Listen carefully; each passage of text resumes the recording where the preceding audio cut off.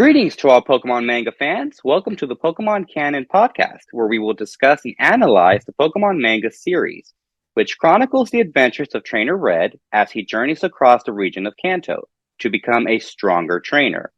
On his adventure, Red catches Pokemon, collects gym badges, makes allies and enemies.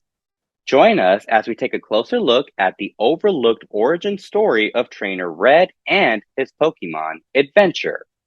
I am your host, SirSerrato. Hi guys, this is Daramu. How's it going? It's Fleur. Okay, Nope. I'm sorry to interrupt, but is there any way I can get a link so I can post it in my in my Twitch, so that way anyone who's watching, if they want to join the Discord or the Zoom, they can? Yeah, I sent it to the group chat. You did? Okay, one moment. Okay.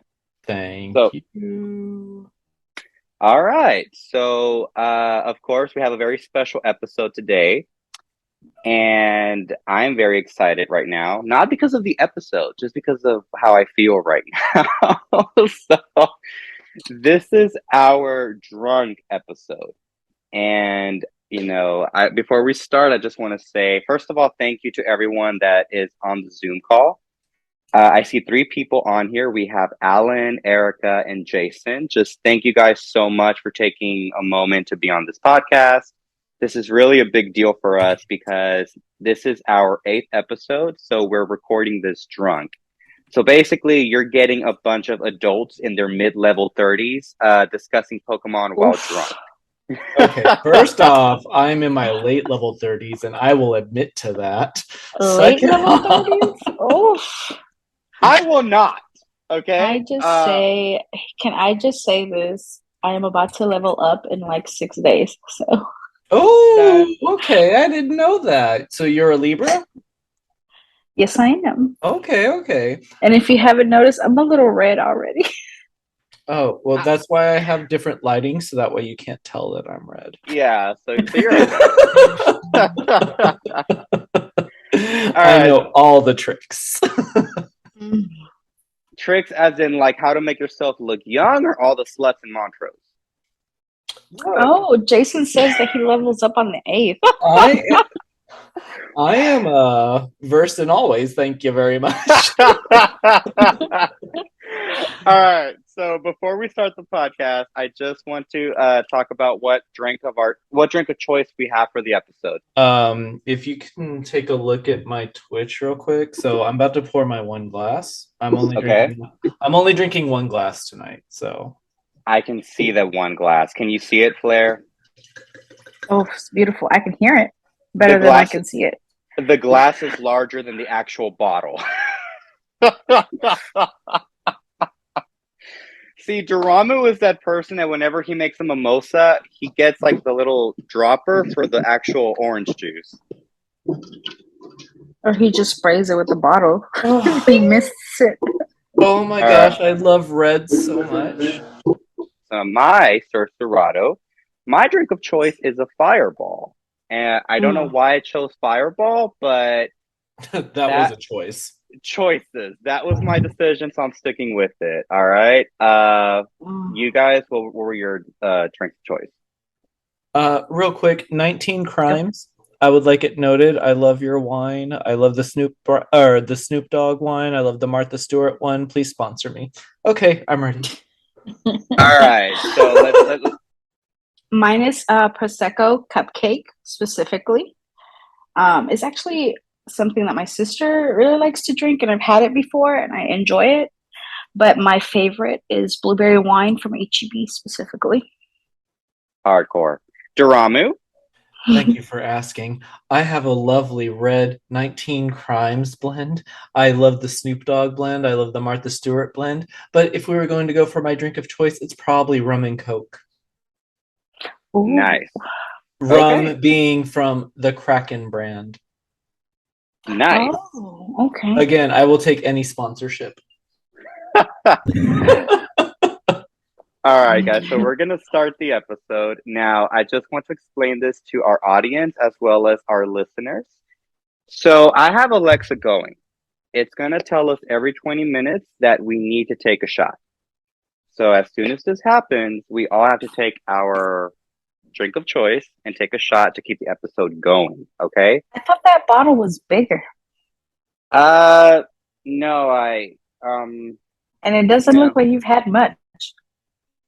I had like this much up here. I mean, I'm saving this for the actual episode. Damn, you're trying to like get me like shit faced already. Like, let me start. I mean, you almost forgot to hit record. Shut up. Ooh, that would have been awkward. I'm glad we That didn't I know, edit that. halfway through. Oh wait. Oh fuck. All right, so let's start. Okay. All right. So for the TV guide synopsis for this episode, I have when Red learns of Pokemon thief activity in Vermillion City, he takes it upon himself to go on a mission on board a luxurious S.O.S.S.Anne to find the stolen Pokemon. That sounds pretty apt. Okay. Straight to the point. Yeah. So this episode, it's our very first 2-chapter episode that we've done in a while, and there's a reason why I chose this episode for the drunk episode. Okay. So as always, we're starting our episode with the recap from the last episode. Now, in the last episode, I had 2 suggestions for this recap. The first suggestion that I got was to do the episode as Misty. And then the second suggestion that I got was to do it as one of the maids from Misty's castle or mansion or whatever. So the character that I decided to do is I decided to do the character of Misty's maid. So I know that Daramu is excited for this one. I am, because I love Misty's maids. So just so you guys know, Misty's maids were these very tiny little maids. They were almost like 2-3 feet tall. So they were very tiny. Okay. They were petite. Petite. So this is my this is my recap doing their voices. Okay. All right. Here we go. It's gonna be good. I'm ready. Okay. It's time for Pokemon Pocket Monsters. Pokemon are the champions. Recap. Yeah, that cute red child from Palais Town and his Pokemon stumbled across a researcher Bill as he was mutated into a small mouse. A large Pharaoh was seeking out Bill for a yummy meal. Yeah. Bulbasaur tried his best, but he was not able to do much. Poliwhirl and Pikachu tried to help, but poor Bill took one hit after another. Pikachu was able to raise the sky and summoned a lightning attack to take down Pharaoh. Red helped Bill reduce the effects of the transporter device and changing Bill back, don't you know? Yeah. All right, so that was my very cringy, horrible recap. It's everything I wanted and more. It's literally everything I wanted and more. I feel like it just hit the spot just right, Okay. Yeah. Yeah, don't you know? The thing about that is that as I was like preparing the recap, I was like, what accent are they supposed to have? I'm just gonna do this generic, horrible accent. This generic it's Swedish. Like yeah, exact Swedish, Germany type thing. Oh god. Well, I'm embarrassed about that, but hey, that's what the podcasters want to hear. So At least generic you practice. Swedish. You practice, Yeah, invite your boyfriend maybe. yeah. All right.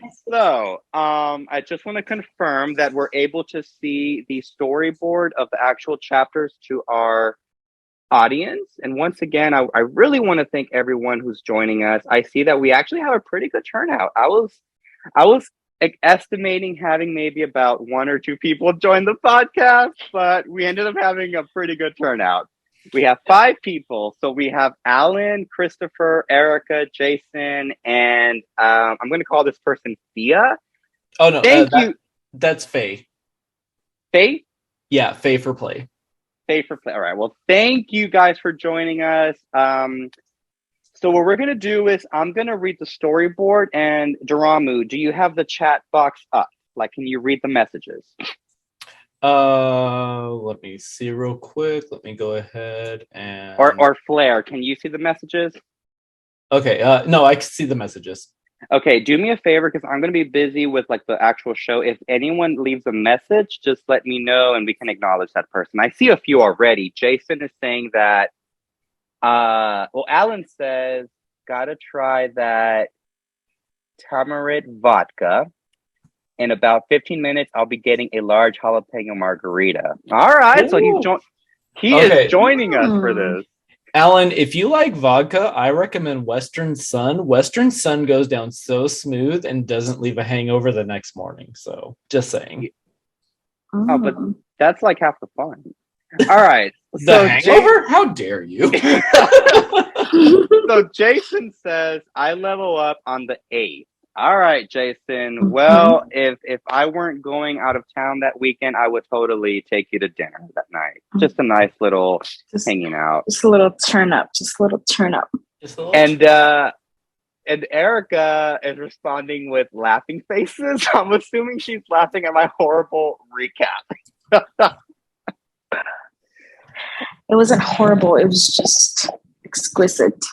Yay! That's what I was practicing. All right, so let's begin with the episode walkthrough. Okay. Mm-hmm. All right, so here we go. So and go. So we open up and we've got the trainer Red. He is stretching his arms out, looking like you do when you normally first wake up in the morning. He's stretching. He's happy. We see his badges. He's walking down the street. He's got his his three Pokemon: Pikachu, Bulbasaur, and Poliwhirl. So he's got his Pokemon. They're walking, and you know, we know that it's a nice day. It's a beautiful day. They're singing. They're happy. What could possibly go wrong today?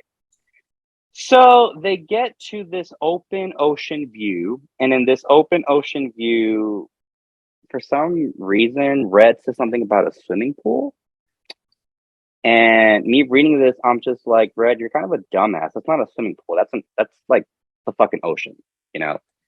Um, it doesn't take that much of an IQ to see that, but this dumbass said swimming pool. So finally, they get there. We see his Pokemon, Poliwhirl and Bulbasaur, are excited to get to the ocean. And this is when Red spots something here. He spots Daramu. What exactly does Red spot on the ocean? I mean, he spots the S.O.S.S.Anne. The S.O.S.S.Anne, exactly. So for anyone Like, who it's any literally a giant boat. You can't miss it.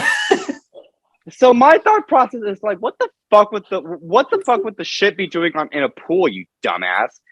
But he spots the S.O.S.S.Anne. Anyone who's ever played the Pokemon games or even watched the cartoon, we know what this shit is. So it's a big thing. You know, it's a big landmark for the series. Yeah. So it's exciting that we're finally getting there. We're finally at the S.O.S.S.Anne. Yes. So Red and his Pokemon, they start marching. They're excited. They run and they're on their way to the S.O.S.S.Anne. In the next panel, they're standing right in front of this giant ship, the S.O.S.S.Anne. For our listeners, every time I say S.O.S.S.Anne, take a shot, okay? S.O.S.S.Anne, S.O.S.S.Anne, S.O.S.S.Anne. You're welcome. Are you trying to kill them? So they're standing outside the ship, and I guess for some reason, Red decides to like sneak into the ship, you know, because he's just too cool to like pay to go in there. So he goes inside the ship. We get this animation of him. He's like entering the room. He's looking all around, like how to enter. And then we see this total fucking beefcake, like just holding on to this large crate as he's walking next to Red. Red makes an aha sound. Now, personally, I would have made a different reason for making the aha sound, but that's just me. So Red is sneaking underneath this guy. He's hiding underneath the crate. They're getting inside the ship. Red sneaks inside the ship, you know. He no one sees him. Once he's inside the ship, he even says, like, I can't believe I'm getting away with this. At this moment, we see that there is a box that is rattling. The box is it's sealed shut, I'm assuming. This catches Red's attention. Red turns around. He sees the box rattling. He kind of thinks it's a bit strange, but doesn't really think much of it. So he kind of just ignores it. Not my business, you know. He's doing like the physical representation of minding your own business, which I appreciate when anyone does that. Just mind your own goddamn business. So he's walking away. He's walking down this hall. They're showing like this cree sound as he's walking to emphasize the fact that it's a little bit not deserted, just kind of empty, very quiet there, right? He walks by this door, and the door has one of those round glass windows. We see a glint, right? So when we see the glint, Red kind of like pops his head over, and he sees the silhouette shadow of a Pokemon. Who's that Pokemon? You know, we they don't really reveal who it is. Now, in the next panel, when you see the outline of the Pokemon, you see that this Pokemon, I guess, all you see is the eyes. Now, Fleur, just using your intellect and Pokemon knowledge, because, you know, we're a bunch of 30-year-olds with no lives. What Pokemon is that, Fleur? Hitmonlee. That looks like a Hitmonlee, right? So that looks like a Hitmonlee. Yeah, absolutely. I agree. They don't. Are you buffering, Daramu? No, like that looks like a Hitmonlee. Like 100%. I know, but it sounded like you were buffering. I know, like because I said it, and then you took like a whole 20 seconds. Look, he's just really enjoying his red wine. Okay, so when he sees the Hitmonlee, Red kind of, I guess this shocks Red, so he actually screams and falls back. He causes a loud noise. That's when we see the people on board the ship run towards him. Next thing you know, these grown adult men, I'm guessing they're maybe like 40, 50 years old, these grown men grab this 10-year-old boy and like just literally like push him out of the door, you know, because it's the Pokemon world. Things like this aren't taken serious. So a 10-year-old boy just being shoved out like that doesn't matter to them. So Red is like, they even have the animation of him rolling down the entry to the ship, whatever that's called. Do you guys hear that? I don't hear anything. That's my Alexa. It's time for a shot. I didn't hear anything. I hear it. Okay, well. Oh yeah, because you're right there. Alexa, off. All right, guys, time for a shot. Take a shot. I think he just hears the Alexa in his head. Take your shot. Ready? Daramu, are you ready? I already did mine, sweetie. Thank you. Oh, damn. Claire, take your shot. Take your shot. Go. Look, I want y'all to know this is the official drunk episode. I've drank every single podcast except every one that happens on a Sunday. This is the only time he's doing it officially for the episode. This is the only time I'm officially doing a drunk episode. This is not Mama's first rodeo. And you know what? I'll do you one better. I know you heard an alarm. That one didn't count. It counts. Okay, so it's going to go off again in 20 minutes. So no, let's get through I don't know if you noticed, but I took another one. Oh, thank you. Thank you. Look, you are, you know, maybe I'm not looking right, but I don't see Daramu. So because he's on Twitch, that's why he can't be on both Twitch and the video call. Yeah, my camera for whatever reason will not do Zoom and Twitch, so it's one or the other. But yeah, I'm buzzing so hard. You, Fleur, a girl, is looking really good to me right now. No, thank you. Let him know. No. All right, so back to the episode. So we see Red is outside the ship. He gets pushed out. He's like rubbing his butt, I guess. It really hurt him that they pushed him out of there. Wait. Hold on. Alan just said, gotta try a new character voice after each shot. Let's see how bad they get. Jason said, hey, Alexa, set reminder to do a shot every 5 minutes. Oh, we already had that set, dude. We're way ahead of you. Alexa, cancel. Erica said, she said, no, thank you, Erica. She's a lesbian. That's why. Okay. So, Gotta so try a new Red, character voice. I would love to, but we just can't right now because we have to prepare for those. We have to write those out and get them ready. Okay, so Red is on the ground. He just got hit. He's really, he's really mad. He's like, "You didn't have to get so rough," which I don't think I've ever said that to a guy. I've never said you did not have to get so rough. Some people don't know limitations, and it's good to Got it! know. Okay, anyway. So then Red is sitting there on the harbor. He's kind of upset about this. We see a shadow creeping up behind him. He turns around and we see this very short stature man. Now, we know who this is. Any Pokemon fanatic loser like us who does nothing with their lives other than like play Pokemon knows who this is. So I'm going to ask you, Daramu, who is this? This is the Pokemon fan club member. Like, this is the president. Yeah, he's the chairman of the fan club, right? So, I'm okay. If I could get on my soapbox for half a second, I thought it was either the Pokemon fan club president or I thought it was the guy who cheers you on at the beginning of every gym. Either way, I was gonna be happy, but he makes it very clear very quickly who he is, and so in which case, okay. Well, can I just say this? Can I just say this? Yes, he is the Pokemon part of Pokemon fan club or whatever, but I really thought for a split second that it was Team Rocket disguised as an old man. 100% fair. I thought like that was my third, but no, like I literally thought it was that guy who's like, "Hey, champ in the making, I really hope you brought a ground type to this electric type gym." Oh, next to the statue. Yeah, no, I thought it was that guy, and so I was like, I thought it was like James disguised as an old man. Fair. I 100% or like Meowth on his shoulders. 3 meows on their shoulders trying to make it. That is like a valid argument. I will agree that's a valid argument, not a bad one, okay? So we see this little the chairman of the Pokemon fan club, and he's right there, right?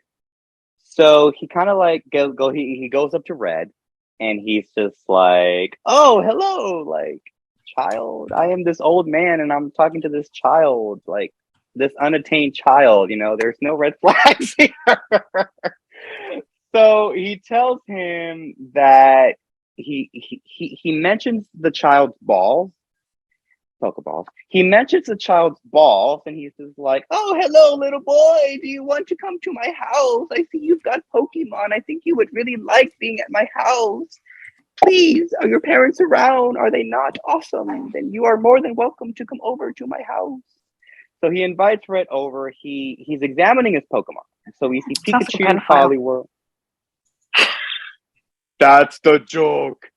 So he sees Poliwhirl, Bulbasaur, and Pikachu, and he kind of like he's very excited. This guy loves Pokemon, this guy might be the only person other than me that like really loves Pokemon. So and Daramu and Fleur, of course.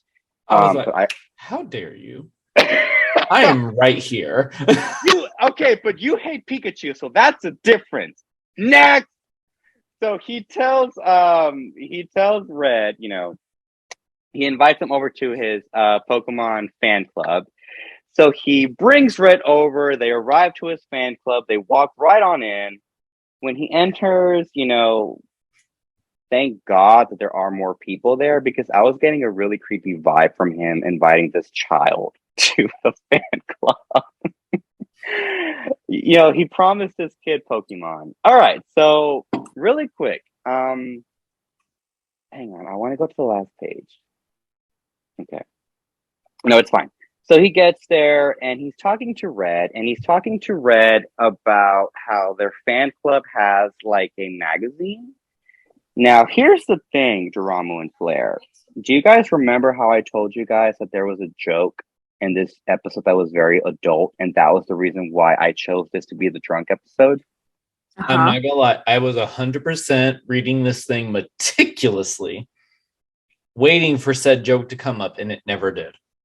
I deceived you guys because in the panels that I sent you, I edited the joke out. So I get to get your live. I get to get your live raw reaction to this adult joke in this panel. So Fleur and Daramu, I need your eyes glued to the screen right now. I am Okay. 100% I'm ready. on here. So Red is talking to the chairman. The chairman tells him, "Oh, we have a magazine for the Pokemon fan club. Here, Red, why don't you read this article?" Now, did you guys notice in the panel that I sent you, the article was like blank? There was nothing in what Red was reading. I figured that was just bad pixelation. Daramu? I'm sorry, what was the question? When I sent you guys the panels, when Red is reading the magazine, there was nothing on the article. The magazine was completely blank. There was nothing there at all. Okay, no, I actually, that's up on my stream right now. There is nothing on the thing. Okay, Fleur, can you unmute real quick? Sorry, I muted you for a second. Okay, Yeah. so this is the unedited picture, and this is basically the joke that was hidden. So I need you guys to look at that bottom left panel and look at the joke that was hidden. Okay. Bottom left panel, where? On the page on the right side, the bottom left panel. Can either one of you read the title of the article? We love Pokemon, Hold on. case of Pokemon love. That's the last bath I'll take with my. Oh my god. okay. So Wait. Read the whole thing, Fleur. That's the last bath I take with my tentacle. okay. So I had to pause for that. No. There is pausing. It's actually, and I will be the very first to like jump in on this. In Platinum, Diamond, and Pearl, it was not uncommon for people to have romantic relationships with Pokemon. But do you understand what you're saying? Tentacle is a fucking jellyfish. This girl was having an erotic bath with her tentacle, a jellyfish. I don't know if you can see my glasses being pushed down, but if that's the relationship, No, but you can see my kitty.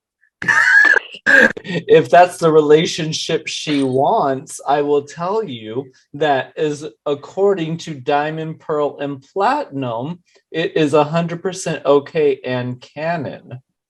Okay, but do you understand the implications? What is that thing where people have things with animals? What is that called? Bestiality. Is that what this is referring to? This is Pokemon Pokeality. She's having. Okay, first off, would you say that a Gardevoir who completely in tunes with your emotions and well-being, would you say that that is bestiality? No, she is taking care of your well-being. He is taking care of your tentacle. It has fucking tentacles. What do you think she's doing with that? I'm well aware of the shoving it in places it shouldn't be shoved. There is plenty of Rule 34 out there on DeviantArt. I do not deny that. But what one person does with their tentacle versus what another person does with their tentacle is no business of mine, according to Diamond, Pearl, and Platinum. I'm not saying it is, but she's fucking shoving that tentacle in her. Beep beep. Okay, first off, or it could be her other side. You don't know. Look, first off, that is no concern of mine. Yes, but this chapter is basically saying that Pokeality is a thing, and for some weird reason, this creepy chairman is like okay with it to the point where he puts it in their magazine. It is one of those things where it is not frowned upon. It is obviously not frowned upon because even if you go back to the Hisuian age in Pokemon Arceus, they are very well aware that that is something that has happened. You know what? Is he putting it on there just to give people a heads up? You know? Is he trying to Like, normalize sex with Pokemon? Is that what you're saying? He's trying to I'm not normalize it in this saying that, world? but I'm just No, that's saying, like, exactly what you're just saying. a heads up, you know, like, hey, be careful. It happened to me, it could happen to you. Look, I'm not saying to normalize it, but I'm just saying that it's definitely happened and it's definitely gonna happen again. I would never have sex with a Pokemon. I'm gonna choke. But I would never have sex with a fucking tentacle. You know what? Let's ask our people in the audience. What do you guys think that this fucking chapter here is implying? Because it clearly states, "We heart Pokemon, a case of Poke love," and the person states, "That's the last bath I'll take with my tentacle." If anybody wants to leave something in the comment section, or we can even unmute you guys to like give your perspective on it, let us know. Okay, so Jason. Oh my God, Jason. Thank you, Jason. Thank you, Jason. Jason, a little tingle in the bathtub does not hurt. A little tingle in the mingle. Erica says, "I agree with SirSerrato." Thank you, Erica, for calling me SirSerrato. Look, all right. So the most okay. I feel like this should be a Pokemon debate at some point, but Gardevoir literally is the emotion Pokemon. It literally feels the emotions of the trainer that it tuned to. And you know what? I do not doubt at some point those emotions blossom into something that is beyond what we would normally in social constructs would perceive as normal. So okay, so I just thought of our next debate, Daramu. We're going to talk about is Pokemon bestiality. Can it really be bestiality? Can it really be bestiality if the Pokemon literally can attune to your emotions? Is that bestiality? Because it can literally figure out and attune to what you are feeling and what you is that even actually bestiality? Yeah, it's not literally a jar of peanut butter by the side of your bed. It's literally however fucking you want to brand it, you're fucking a Pokemon. Or they're fucking you. Girl, I would let a male Gardevoir go to town. Like, they can do whatever they want. Do you know that they can make black holes out of nothing? I wouldn't stop them with Champ because I would not stop them with Champ because they have 4 arms. Imagine all they could do with those 4 arms. I can't wait to get to debates because I actually know a lot about Champs right now. Oh my God! All right, we have some more comments. Okay, so Faye for Play. What is that person's name again? Faye for Play, yeah. No, like their actual name, Faye. That's Courtney. Courtney. So Courtney says it implies that love is love. We don't judge here. Okay, so she's on Team Daramu. Jason says bathtub. In the along or bed is more comfortable. It's not a fantasy. You know what? I was just at a store the other day. I won't say what kind of store, but let's just say that they're open 24 hours. And they had these fantasy dildos. So if they add a tentacle one, I think I guess that's fair game. I'm just not down for a fucking tentacle dildo. Are you talking about the ones that pop an egg inside you? What the fuck are you talking about? The internet is a dark place sometimes. All right, so Faye says this just in. Daramu is sleeping with his gay car. Okay, first off, it's consensual cuddling. Second off, no, the funny thing about that is that before we started this recording, you brought up a fucking Gengar plush and said, I go to with this every night and my husband gets jealous of it. I did not say he gets jealous of it because he has a whole wall of Eevees, but look, he is literally right here. He is in the stream right now. Like Gengar or Gengar or your husband? They're both there. This is a consensual relationship. That is a very weird polyamorous setup. I do not judge. If you have romantic feelings for your Gengar, hey, more power to you. He keeps me safe and makes me feel good, and so does my husband. So how I'm dare sure you? he does. I'm sure How he dare does. you?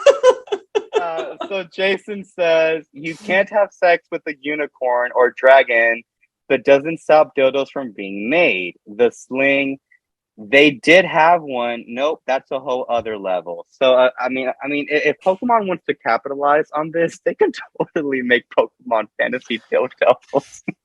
They really could. All right, so let's continue with the storyboard. All right, so the chairman gets up and he's very excited. He tells the people, this is a kid I just met on the street. So I brought him over with promises of candy, good stories, and Pokemon. So all the people start groping and touching and molestering all of the Pokemon, including cute little Pikachu there, who's not having it. That's when this girl, she's petting Poliwhirl, and she looks over at Red, and she's just like, oh, this Poliwhirl is very healthy. You must have had it for a while. So that's when Red finally reveals something. Now, I like this part here because reading the stories, we already know. We've seen, okay, so Red has 3 Pokemon, Pikachu, Poliwhirl, and Bulbasaur. In episode 1, he obtained Bulbasaur by befriending it. In episode 2, or 3, I should say, he was able to tame a Pikachu, so he caught it. But he starts off with Poliwhirl, so we never really got a clear explanation of how exactly he came to have a Poliwhirl. So in this episode, I like the fact that they explain that. So he kind of explains that he's had Poliwhirl since he was very, very little, right? Very, very young. So Poliwhirl is just standing there, and Red is just like, that's my Pokemon. Like, he's my ride or die, and he's been there from the start. So Poliwhirl is like, I'm his Pokemon. We're good to go. We're friends to the end. We're Thelma and Louise. If we drive off a cliff, I might get out the car and you can drive over and die, but I'll still be rooting for you, saying, get a girl. So when he has a Poliwhirl and it's revealed that Poliwhirl evolved from Poliwag, suddenly there's this awkward moment and all of the people are staring and they're like, what? And they even have like a hush sound effect, like it got really quiet. So that's when the chairman kind of like leans down and he's just like, you make your Pokemon battle? Sorry. You make your Pokemon battle? You make them evolve, you little shit. So he gets mad at him and I guess he's trying to, you hear the timer, guys? It's time for another shot. I know you hear I really that. think that you're the only one listening to this timer. Well, check your watch, sweetheart. It's 7:10. Alexa, stop. Ready, guys? Time for a shot. I just took it. Oh. I have to go to chemo tomorrow. Fuck. Okay. What'd you say? Chemo? I have to go to chemo tomorrow. Yeah. Oh, I thought you said something else. Good luck. What did you think I said? Chemo tomorrow.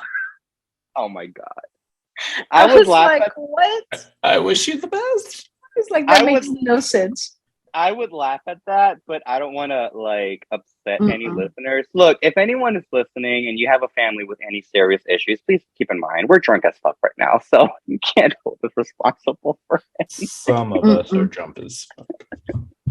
All right. So, anyways, so that's when this guy barges into the room. When he enters the room, he barges into the room, and we get a glimpse of all of these people. They're very like upset with him, but they're listening to the story. This guy barges in and he's like, someone help, help, help. Like, they stole my Pokemon. They stole my Pokemon. And that's when we get this very tragic backstory that apparently Pokemon have been being stolen for a while now. For bestiality. Not right now, Fleur. So pokeality is the proper term. So then the chairman goes over, he grabs this picture, and Red's looking like, oh god, what's going on here? And these two people are like, he's about to tell the story, so just sit down, strap on, because you're in for story time. We're gonna Ooh, go on a strap on. giggity. We're gonna go on lesbian. We're gonna go on a field trip. So that's when this the chairman he starts crying and he's sobbing and he's like, "Oh, these evil Pokemon people! They took my Pokemon. They took my Abra. How could they do this to me?" And so the people are listening. They're very upset about this. Apparently, Abra was his favorite Pokemon. Now, really quick, in the video games, do they ever reveal what the chairman's favorite Pokemon was? Because if I remember correctly, wasn't it Rapidash? So he does mention a Rapidash, but they actually never canonically say what his favorite Pokemon is. That's what I thought. Because in the games, like because I think he even like gives you like a riddle, and it's revealed that he actually really likes Rapidash, right? Mm-hmm. Yeah. That's what I was thinking. Okay. So anyway, so when Red hears God this, forbid he finds a shiny Rapidash. now I'm just gonna say this right now. Rapidash would make a horrible sex toy because we know that they're not gonna make a dildo out of the penis. It'll be out of the horn. Anyway, Okay, first off, I'm sorry to be that guy. Rapidash. you like more dildo? Okay. So Rapidash has the horn. Ponyta does not. That's what I. So it would strictly be the Rapidash. Okay. All right. Fair game. All right. So then Red is talking to the group. He's trying to gather information. He wants to know, well, what is going on? I really want to go out and stop this person from stealing Pokemon. He gathers all the information and he starts to think about this. He's like, well, where would a lot of people be able to hide a large quantity of Pokemon? That's when, like my mom's best friend always says, what a coincidence. He looks out the window and he sees the grand S.O.S.S.Anne. And by looking at this giant S.O.S.S.Anne, he's able to figure out, oh, that weird Pokemon silhouette that I saw, that's what it was. They're kidnapping Pokemon, keeping them in these crates, and that is what's going on in that fucking ship, So he tells them, he's like, I think I know where these Pokemon are, and I want to go and I want to save them. So he storms out, this very heroic moment. He's running out of the room and he's ready to go out. As he's running out, the chairman stops him. He's like, wait, little boy, wait, please don't go. I don't want Chris Hansen to show up. Just wait. So he tells the little red boy, he tells him, like, I just want to ask you one favor. Can you reach down, grab your ball, and release Pikachu so that I may watch him while you're on this adventure? So Red ends up leaving Pikachu behind, which I know that Daramu likes because I guess that means that Pikachu won't really be part of this adventure. Mm-hmm. So usually I'm sober, but I'm a little buzzed right now, so fuck you, Daramu. So he runs off with his Bulbasaur and Poliwhirl, and they're on their way to save all of these kidnapped Pokemon. All right, so finally they get to the S.O.S.S.Anne. They're outside of it. They jump into the water. They're going into the actual like ship, I guess. They're outside of it. We see these lifesavers. We see the animation of Bulbasaur. He used the Vine Whip to get Bulbasaur to get onto the actual ship. Poliwhirl was pulling him up. So from this, we already know that Pikachu was left behind at the fan club, and Bulbasaur, a grass type for some reason, was left in the ocean. I mean, it doesn't really make much sense to me, but plot armor, let's just go with it. So Red is inside the ship. He only has Poliwhirl. He opens this door, and we can tell that it's really dark inside. And he even says, like, this is the room where I saw that Pokemon. So he's in there. He's trying to find this Pokemon. At that moment, he sees a Pokeball rolling over to him. Now, as soon as he reaches down to grab this Pokeball, it is revealed that this Pokemon is actually a Voltorb. Sorry, I'm hiccuping and burping because of the freaking fireball.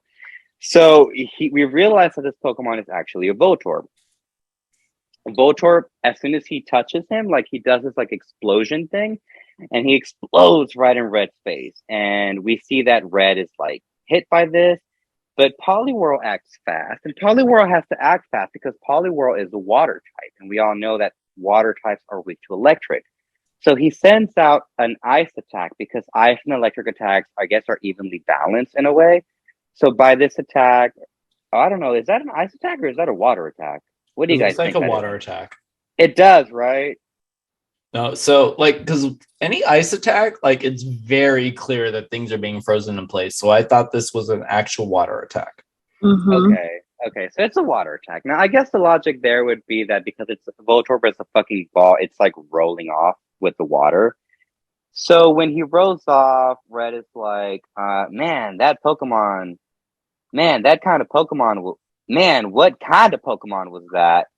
And you know, he's like, how you doing there, Poliwhirl? So he cares about Poliwhirl, and I like the fact that we're finally getting some actual focus on Poliwhirl's character. As soon as he says that, you know, what a coincidence. Poliwhirl like stumbles and like he falls flat on the ground. Red runs to him and he's like, "Oh no, are you okay?"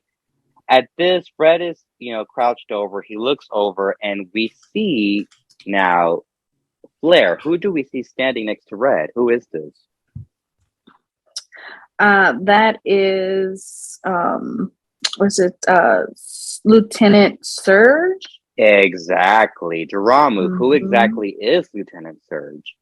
Lieutenant Surge is the electric type gym leader. Exactly. So we find out So he powers everybody's vibrators.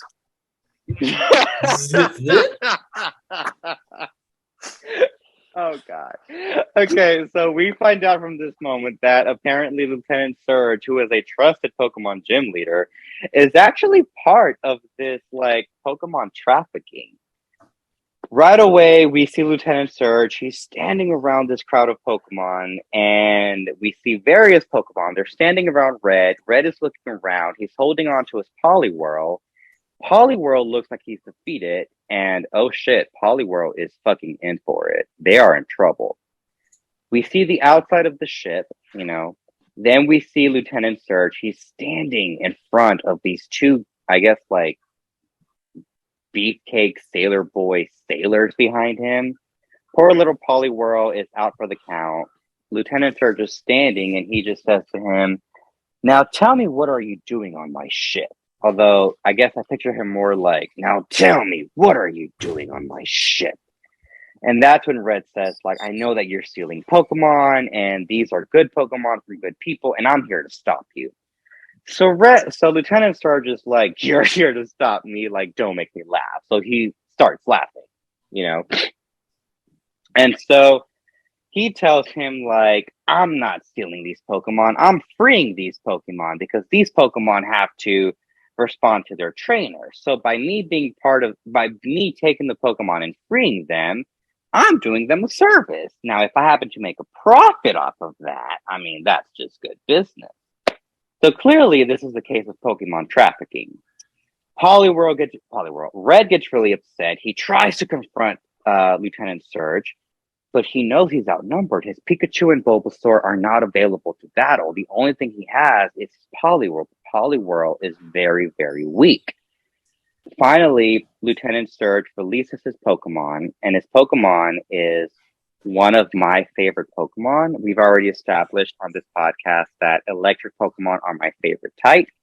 So having an Electabuzz was like awesome for me. So Electabuzz pops out, you know, and I like how they even had them like in these chains to emphasize like, oh shit, this Pokemon is dangerous. You better watch out. You better not crowd. I'm not doing the rest of that song. So he commands his Electabuzz to attack. Electabuzz goes right on in and does his like attack. He's about to what attack? I'm sorry, can you repeat that one? Repeat what? The attack? I didn't catch the attack. That one? Bitch. Can you repeat the attack? You bitch. He does the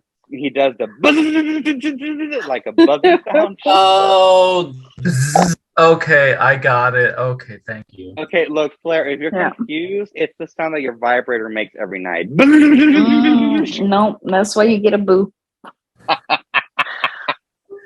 So that's the sound that it makes. So he runs, it's about to hit Red.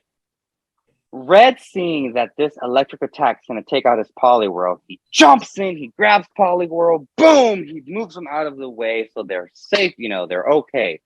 But Poliwhirl is still hit. Red looks up and he's like, what am I going to do now? He knows that he's in trouble. A water Pokemon just does not stand a chance against a fighting Pokemon. But don't worry, Red, you have plot armor and you have a wizard in it, so I think you'll be okay here.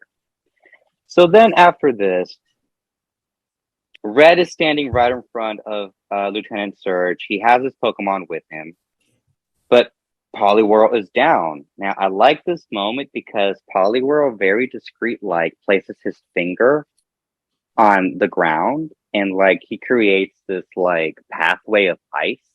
And the ice, very discreet, reaches all the way to Electabuzz. Once it reaches Electabuzz, it freezes the legs of it freezes it does actually. The legs of both Lieutenant Surge and Electabuzz. Once their feet are frozen, they're not able to move. Red shouts, "Gotcha!"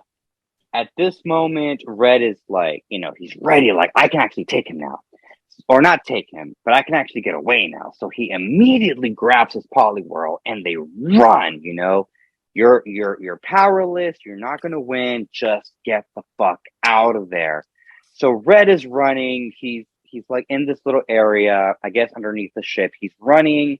He's looking around. There's no one there. He's like, oh, that was a close call. We're okay to go.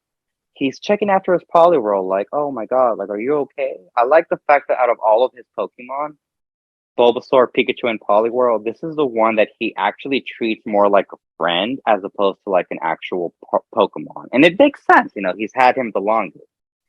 So he's looking out and he's questioning what's around his surroundings. I fucking love this panel right here. They show that we have a shitload of Magnemite. They're flying around. They're looking for him. Magnemite. And I like to add that Magnemite, that magnetic sound, because they're looking for him. And Red is like, oh shit, we need to get the fuck off the ship. But if we're not careful, they're going to find us. So he grabs his Poliwhirl. They're crawling through the vents, or not the vents. They're crawling through the hallway. They make their way up a ladder, but unbeknown to Red, he's being closely monitored by Lieutenant Surge. He's watching him on camera. I mean, what is up with these grown men watching these little boys on camera and picking them up at ship harbors? So Lieutenant Surge is like, ha ha ha, I see you, dumb little shit. So I like in this animation how Red is carrying Poliwhirl, we're in this together. I'm not leaving you behind. We're friends to the end. As they're making their way through, all of a sudden, boom, Magnemite. A Magnemite finds them. Magnemite does, I guess, a screech sound or something, and by doing so, Red, I guess it startles him, so he does this movement where he moves, but somehow his Poliwhirl falls off his back. And by doing so, Poliwhirl falls several feet away from him, Permission to interject. What's that? I said permission to interject. Go ahead. So that is a Magneton. Uh-huh. Oh, did I say Magnemite? Yes. So a Magnemite interjects and he finds them and he does the little... So... Okay, so blame it on the alcohol. I forgot the Pokemon name for a moment. Okay, it's fine. I blame a lot on the alcohol. Thank you for helping me, but fuck you for doing it. Okay, so then... so then Red is like, oh shit, my poor Poliwhirl. And that is when Lieutenant Surge grabs Poliwhirl and he's standing in front of his Electabuzz. He's holding Poliwhirl up. And at that moment, he's holding Poliwhirl over the ship, and he's like, I'm gonna drop your stupid water type Pokemon into the ocean so it can drown. It's the equivalent of going to a cliff and throwing a bird off the cliff and saying, ha, your bird's gonna fall to its death. 100%. So he tosses the Poliwhirl into the ocean, and Poliwhirl is in danger. As Red desperately runs to save him, a group of Magnemite trap him in like this barrier, and he's not able to get out. He's hovering over the ocean. They're in like this pyramid. Electabuzz uses this very powerful electric attack, and the electric attack shocks Red, and we can see that Red is like zapping. You know, he is buzzing. Red is buzzing in this moment. Not as much as we are, but he is buzzing. So that's when Lieutenant Surge is like, that should be enough. So Red ends up just falling right into the ocean. Bloosh! They add the sound effect. He falls right in. Red is drowning. It's a very dramatic moment. He's probably getting some brain water damage. He's in there. Suddenly, he has a flashback. And he says to himself, this has happened once before. We go to a flashback moment where when Red was a little boy, he was drowning, or almost drowning. And that's when I am presuming was a wild Poliwag saw him. The Poliwag swam to him, and trying to save him, Poliwag evolved into Poliwhirl. So by evolving into Poliwhirl, he was able to save Red. So we finally got the backstory of how Red obtained Poliwhirl. So then we go back to the present time. Poliwhirl is standing over Red. There's this dramatic moment. He's drowning. Lieutenant Surge is like, well, that takes care of that dumb little kid. If he dies, oh well, who cares? It's Pokemon universe. Boom! We see Poliwrath, and he's carrying Red on his arm, and he gets out of the ocean. He places him on the ground, and we are to discover that Poliwrath saved Red. As soon as we see this, Electabuzz tries to attack, but somehow Poliwrath deflects the attack, even though he has like a 4-time weakness. Plot armor. So Electabuzz does times 2. Exactly. So Electabuzz does this thing where like instead of battling Poliwrath, he just becomes like a macho, and like they're doing this kind of like a arm wrestle. They're holding each other tight. They're pushing each other. Who can knock each other down first? Poliwrath starts tussle is what you're looking for. A tussle. Thank you. So they're tussling back and forth. Poliwrath like flexes its muscles. The muscles get really ripped. Lieutenant Surge curses. Hang on. Oh, time for a shot, you guys. It's 7:30. Alexa, stop. Fleur, Daramu, will you join me in another shot? I'm ready. I got my drink ready. Fleur?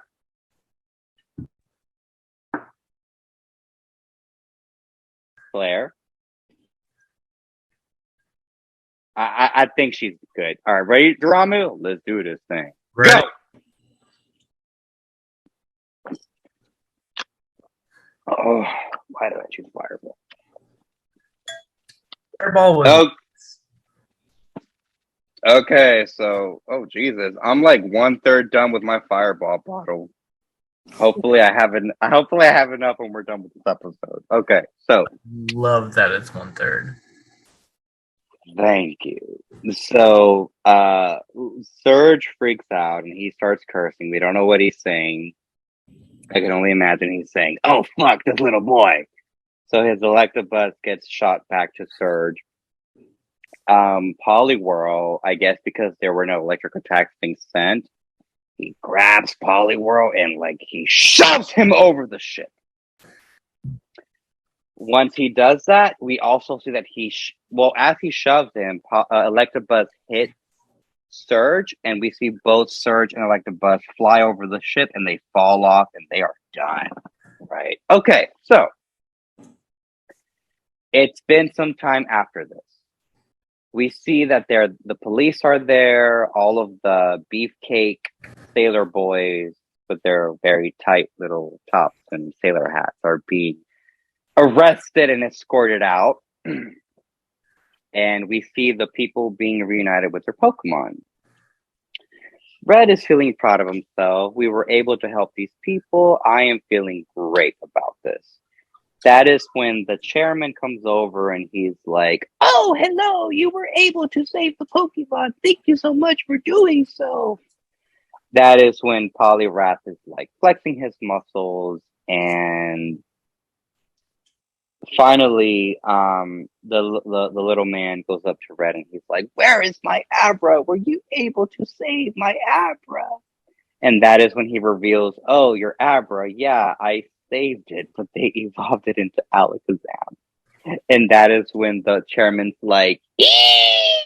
So he falls down and he's like, "No, how could they do that?" And that is when Red is like, "Well, I got the job done. I saved the people, so that's all that matters." All right. So that concludes our storyboard walkthrough. Normally we do that in like 20 minutes, but again, blame it on the alcohol. It took us a little bit longer to do that. So I just want to read some of the comments. Let's see what we have here. So we have a comment from, yeah, quite a few actually. So we have one from, let's see. We have one from Faye. She says, "Slowpoke tails are just for eating." Smirk. And then Christopher said, "So given the context, what he doing with that Abra?"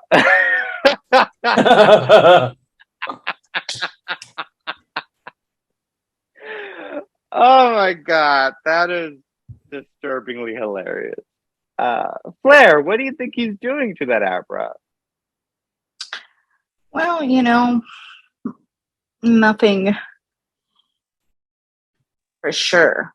I mean, the dude is like a little perv. He literally asks if his Pokemon is still little and cute. Yeah. And then of course it's like, no, like they evolved the crap out of this one. And he's like, gotta get me another one then. What is he doing to that Abra? That fucking killed me. Okay. So then Jason says, "Why not both ends?" Oh, I think he's referring to when I said the Rapidash has a dildo based on its features, and another one based on the horn. He said, "Why not both ends?" Can I just say, I don't know who on here is gonna play the new Pokemon Violet and Scarlet. Me, but Me. there is a Pokemon playing on there. Supposedly it's real, but it's like kind of based off of a Diglett, but more penile looking. No, I Are know what you you're talking about Wiglet? Yes. It's a Diglett, but it's the new. It's like the new region form. First off, it is not a Diglett. It is a variant evolution, in which case they both had the same purpose, in which case one evolved for one thing and one evolved for the other. But it's only one, right? Instead of the three, it's just the one. So Wiglet is completely different from Diglett. Diglett evolved, and Diglett as a Pokemon is for the purpose of reformating the ground, making sure that it is cultivated so that way things can grow. Wiglet, on the other hand, is completely different, and we don't know what yet because we haven't seen the Pokedex information, but they have assured us that it is completely different. Long story short, it looks like a penis. Okay, long story short. Long story short. Would it be a kind of like a Geoduck? It's kind of a seashell kind of muscle. It's a muscle. Would it be based off of that? Because Pokemon is supposed to be based off of actually sea eels that it is actually based off of. Oh, I thought it'd be more of gooey duck. Nope. It's actually based off of actual sea eels, and it is Mm, completely different from Diglett, in which case that is why it is not a regional form. And so mm, I will, gotcha. as the kids say, fight people Okay. All over right. this. All right. So Paloma is asking, are those Pokemon? Yes, those are Pokemon. They revealed in the new games that are coming this November that one of them looks like a fucking penis. Um, Christopher says Rapidash burns more than Club Media. Oh my god. I already responded to that. Thank you. I was on top of this. What was your response, Daramu? It's a quick shot in the butt and it's fine. Unless you have silicone injections or butt implants, okay? It's literally a quick shot in the butt, and chlamydia is not a thing. Oh my god. This is why we get checked every 3 months. Thank you. All right. So, okay, so let's continue on with episode format. So we're talking about the discussion. So first of all is Lieutenant Surge is a villain involving in Pokemon trafficking. What do you think he's a okay, first of all, so we established Lieutenant Surge is doing Pokemon trafficking. So Yeah. Daramu and Fleur, do you guys think he's part of Team Rocket, or is he just like a solo villain? So To me personally, it's Solo. You know, Yeah. Solo? I think that if he would have been part of Team Rocket, they would have made a reference to Team Rocket at one point. But I think this is just him making his own little organized crime. You know, like the Okay. way his ship was like not designed, but the way his ship was being ran, if you will, you know, like the sailors and stuff like that, that had such a General Zurg, like Lieutenant Surge type of feel to it, if you will. yeah. Okay. So Daramu, what is your take on that? my whole thing is like, no, it's definitely separate from Team Rocket, because at one point he does say, oh, hey, no, we are all for evolving Pokemon for the sake of evolving Pokemon, because they are definitely supposed to reach a certain evolutionary standard. But I don't think that living at home in this life of luxury is what's going to help them achieve that. And that's where he kind of chimes in and he's like, oh no, like we definitely want to see them reach their fullest potential. And he flat out says, if I can make a little bit of profit while I'm doing this, what does that hurt? Yeah. Okay, yeah, he does say that. Yeah. And so that's where I'm like, no, he's definitely not a part of Team Rocket, but he's definitely trying to make some coin. Okay. So now, what do you guys think about the whole like Pokemon lover sexual thing? We can actually talk about here now, and then a little more depth without having to stop for the actual walkthrough. What do you guys think about that? The whole like, do I feel a personal connection to my Pokemon, so therefore I'm emotionally invested? Is that what you're asking? Yes. Okay, so I personally do not have a standpoint one way or the other.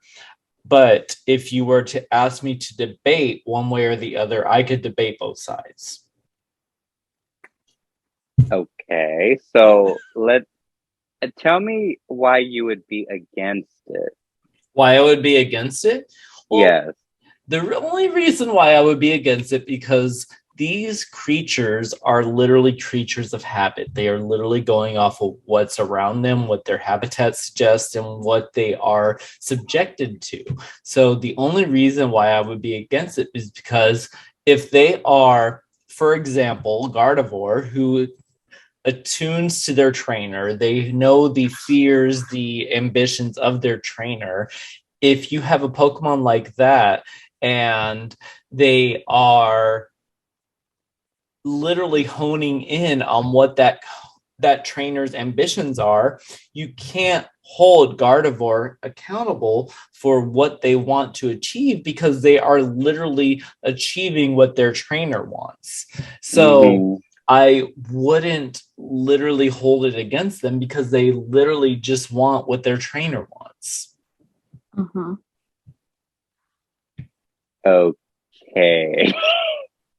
Fucking creep. Well, no, it's not a matter of creep. That's literally Gardevoir's description. She attunes to the ambitions of their trainer.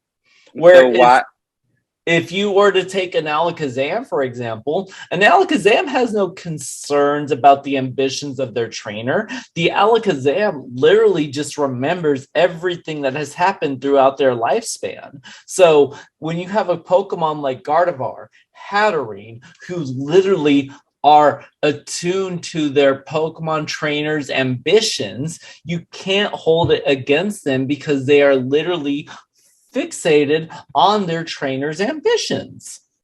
Okay. Can I just say that my mind blanked out and I had to fucking Google what a Gardevoir was? It's the psychic Pokemon from Generation 3, right? I know which it is. It's from Gen 3, but yes. I know. Okay. I was so fucking lost. I was like, whoa. But okay, like Gardevoir, just so you can know how shallow this argument is, it literally stops at Gardevoir and Hatterene. Okay. I'm just gonna take your word for it because I can't fully process what you're saying right No, like literally. Okay, so just so you can process what I'm saying, Gardevoir and Hatterene are so in tune with their trainer's ambitions and feelings that they will do nothing but what their trainer's ambitions and feelings dictate. Mm-hmm. And so, like, there's no other Pokemon that does that. Even Alakazam, who has like a fucking IQ of 200 plus thousand, like IQ, doesn't do that. Only Hatterene and Gardevoir do that. And so you can't dictate what a Pokemon trainer's ambitions are based off of what the Pokemon is doing because there's only really two Pokemon that do that. I don't know if you know this, but Hatterene will literally beat and almost borderline kill everything just to make sure that its emotions are kept in check based off of what it thinks that its trainer should be feeling. Yeah. So, like, there's no other Pokemon that does that close to Gardevoir who will make black holes to get rid of everything that challenges and borderline hurts its trainer. Not even Alakazam does that. And Alakazam fucking has the IQ that rivals supercomputers. So, like, I just want it noted that there are only really two Pokemon that do that. Oh. Cool. I feel like y'all are both drunk and you don't realize what I'm saying. No, not. you're talking about Pokemon. So yeah, cool. Okay, so let's move on to the next discussion topic. So this is just to clarify because I know that Daramu is gonna get really upset about this. Poliwhirl evolving into Poliwrath without a water stone. Oh, it's in my notes. It is going to explain. It is going to be explained in a future episode. Okay. So they do touch on that. So before you grab your pitchfork and like your torch of fire. First off, there's no pitchfork. I just wanted an explanation. Did anybody have any other discussion topics before we move on to the next section? Yes. So what's up? Okay, so I'm looking through my notes real quick. Of course. Okay, so a couple of things. So one thing that we notice in this episode is that a Poliwhirl evolved into a Poliwrath without the use of a Water Stone. Second Correct. off, Ash, or no, I'm sorry, not Ash. Red willingly left one of his Pokemon behind so that way the fucking club member could get his jollies. Like, okay, I get it, whatever. But We've already established that the Pokemon sex is okay with you, so sure. he literally just wanted to cuddle him for a couple of hours. Okay, I get it. Fine. Cuddle him, sure. He literally said cuddle. But one thing I would like noted is that this Poliwhirl evolved without a Water Stone. And not only did they evolve without a Water Stone, but they evolved under the pretenses that their trainer was in distress, so they evolved to take care of their trainer. And I actually think that is something very...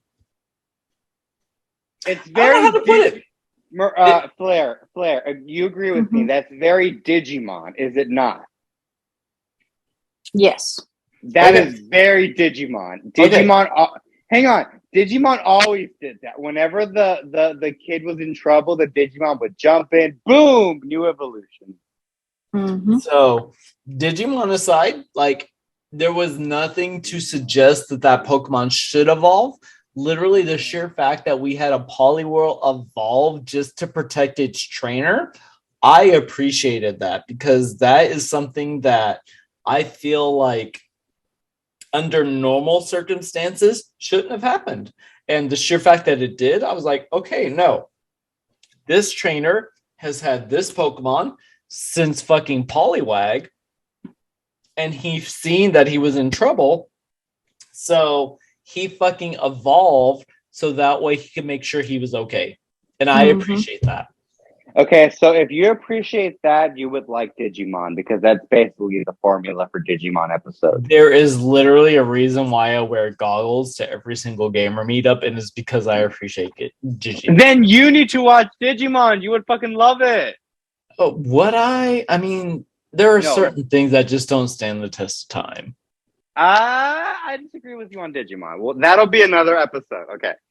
So I agree. I love the fact that also I fucking love the fact that the whole Poliwhirl storyline, I like how they took it back to when they first met. Like there was a backstory. That's when they first met. That's when they I love this whole episode. I love the fact that it was very Poliwag, Poliwhirl centric, and I like how that was that was like the heart of the story.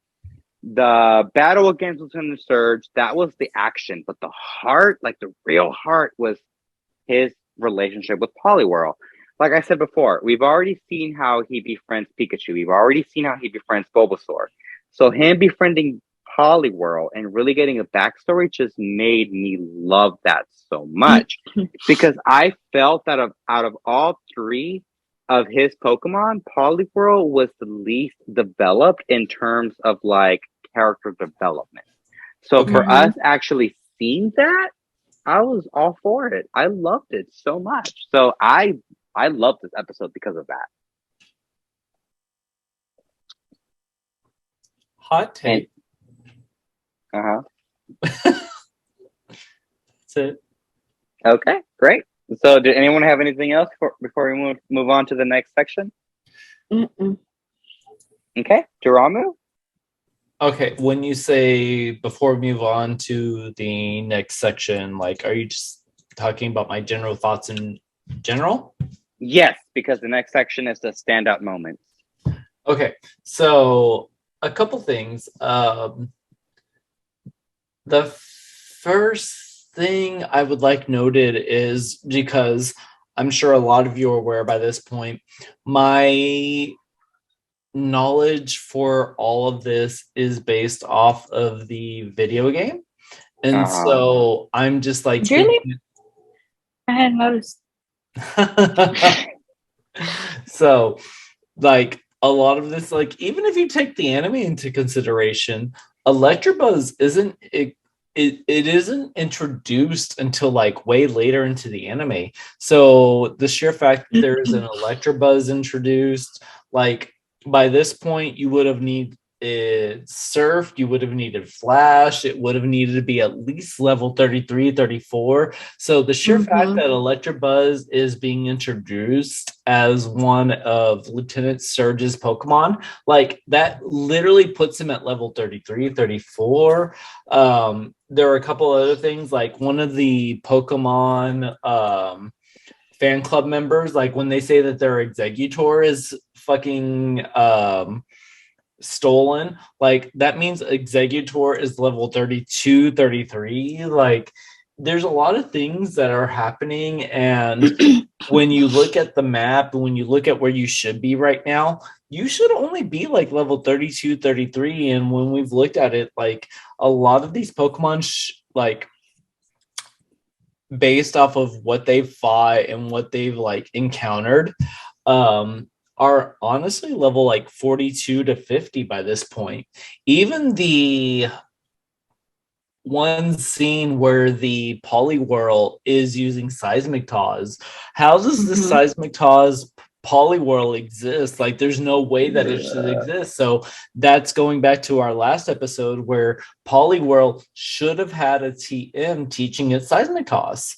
So that's pretty much where I'm at right now. Like I know y'all are well aware by this point that I'm all about the power creep of everything. And yeah, so don't say. I don't, but like there is literally, I didn't encounter an Electabuzz in my game until I had beaten the Elite Four. And where we are looking at this manga, we are encountering an Electabuzz as a fucking normal encounter. I see what you're saying, because in the video games, when we first see Electabuzz, it's inside the power plant, right? It's inside the power plant. So do you know what you need to even see an Electabuzz or an Electabuzz? Cut, Surf. Yes, you need cut, Rock you need Smash? Surf. If you're not skilled enough, you need Flash. You need 3 different things to even get to the power plant in order to encounter an Electabuzz. In which case, it's going to be about, and in which case, it's going to be approximately 30 to 32. I think it maxes at 32. So when I saw that Lieutenant Surge had an Electabuzz out of nowhere, I was like, oh boy. Like I literally was like, oh my, like, because by this point, we're only literally at Vermillion City. By the time you are at Vermillion City, you are trying to get cut. You have no idea what Flash is, Flash isn't even actually a major HM. So I'm just like, oh my gosh, like, what are we even doing here? Because the only actual HMs we have are Cut, Flash, Fly, and Surf. And I think there's a Strength. Those are the 5 HMs, and there's a couple hidden ones, in which case Flash is one of them. So I was like, oh my gosh, how does this guy have a fucking Electabuzz at this point? Hey, Fleur, did you hear him say Electablood? No, I didn't. I'm a little tipsy. A little tipsy. Join the club, bitch. So. Okay. Hang on. I'm over here just trying to keep my thoughts straight. Bitch, you as the lesbian, you ain't got no straight thoughts. Okay. All right. So now we're moving on to the standout moments. I'm gonna start with my favorite standout moment from the episode. Okay. My standout moment was the animation of Red getting electrocuted. I just really, you know what? While I'm doing this, let me just share it on so our audience can actually see what I'm talking about. Where is it?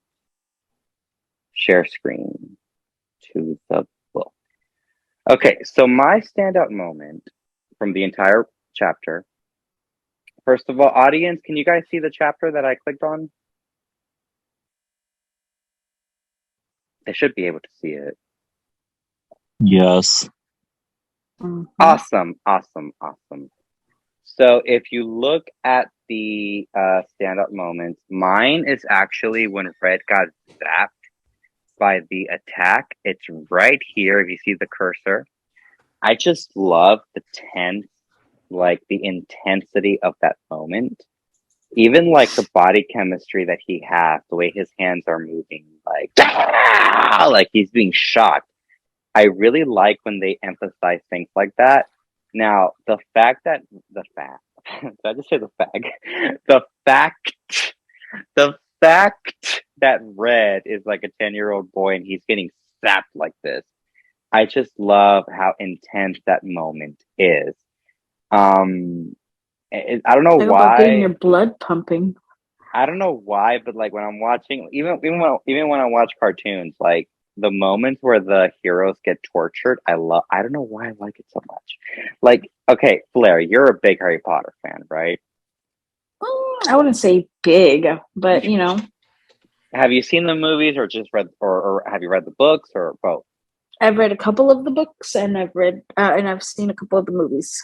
Okay, so you know the movie, the part where Bellatrix grabs Hermione and she carves mudblood into her wrist? Yeah. Okay. I fucking hate that scene because my heart breaks for Hermione, but at the same time, her getting tortured and showing just how strong of a character she is one of my favorite moments of the entire Harry Potter movie series. So I kind of see that with this, like Red is a hero. He took it upon himself to go save these Pokemon, and he's getting electrocuted by this Electabuzz. So that is my standout moment for this entire chapter. I just love the animation. I love the struggle in his artwork, his face, and it's just a moment that really stuck with me, and I love that. What is your standout moment, Fleur? So my standout moment would probably be when Red is pretty much, thrown to the ocean, which is like the next page over, and he kind of like has a little bit of a flashback from when him and Poliwhirl like first met, which was in kind of like similar circumstances. So there was like a little bit of a flashback of when he and Poliwag met, for the very first time and stuff. And so I feel like it leads up to the part where Poliwhirl evolves into a Poliwrath, because they have, like you said earlier, they do have that special bond, because they've been together the longest. He sees them as an actual partner, friend type of situation, Yeah, like let's be real here. If you analyze the relationship between Red and Pikachu, Red and Bulbasaur, and Red and Poliwhirl, he has a very Pikachu and Bulbasaur are more for one. just Pikachu and Bulbasaur are at this point they're more for battle and to gain strength, as opposed to Poliwrath. Now I guess it's more into that trainer Pokemon friendship relationship type of situation, and Poly just keep on calling him called Poliwhirl because he just transforms, it doesn't really count. So Poliwhirl, like he is taking up the role of Pikachu would in the Pokemon game, in Pokemon game Red. You know what I mean? Yeah. So Poliwhirl is his partner Pokemon instead of a Pikachu. Pikachu's kind of just like, at this point in the manga series, Pikachu's just there, to help him win gym battles, and Pikachu has the energy of Charmeleon, like, yes, you're my trainer, but I really don't like you, and I'm gonna do what I want to do. while Okay. Poliworld has that Pikachu energy of you're my partner, you're my trainer. I'm gonna do whatever it takes to make sure that you get the victory or that you're protected. Yada yada yada. Exactly. So I think it's safe to say that in Red's perspective, I think Pikachu is someone that he cares for. Bulbasaur is someone that he cares for. I think it's safe to say that Poliwhirl is a Pokemon that he loves, like legitimately, genuinely loves. Like this is a Pokemon he's had since he was a little boy, littler boy. So he really does love this Pokemon. Their bond is very strong, and I like that we really see kind of like a representation of that in this chapter.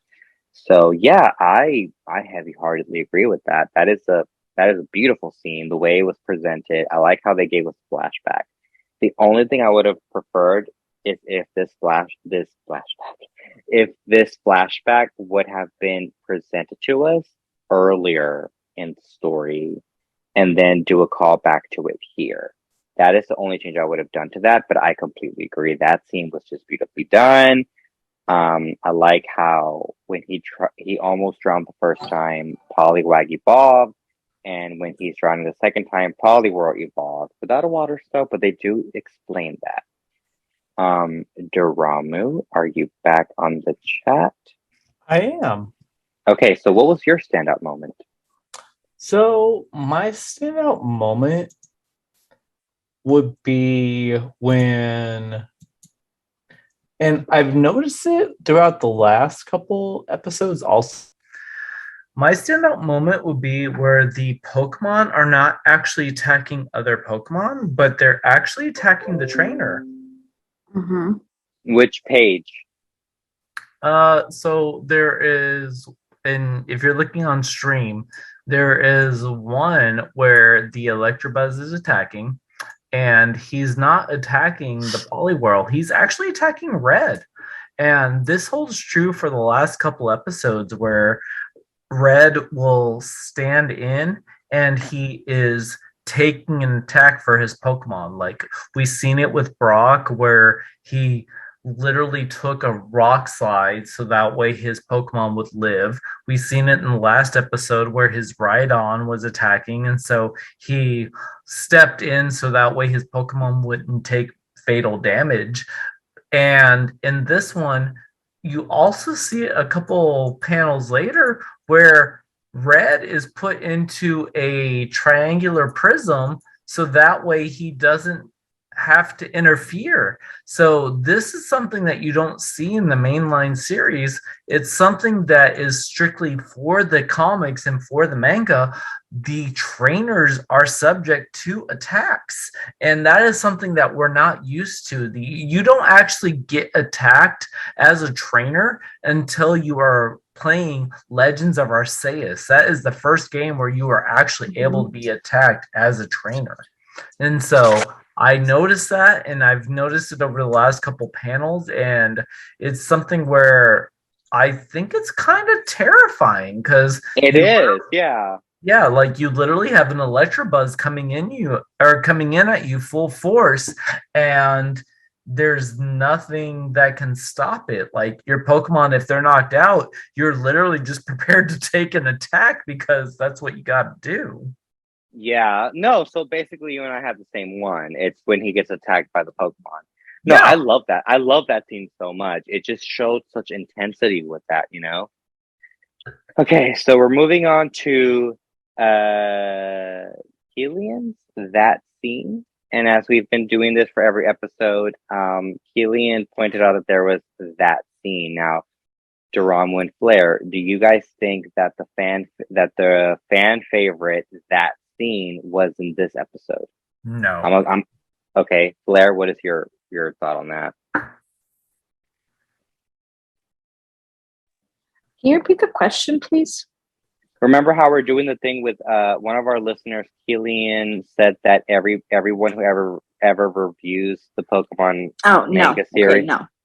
Okay. Mm-mm.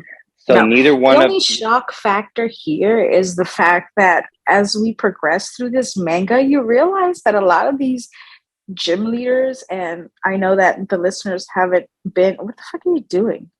I know that the listeners haven't really, unless you've been following every episode of our podcast. If you're a first time listener, you come to the realization that a lot of these gym leaders and even part of the Elite Four are really mean guys. They're not nice people like presented in the games. They are. A lot of the gym leaders are villains. We are so used to seeing the gym leaders being like almost like local celebrities in a way, but in this one, they're not that great.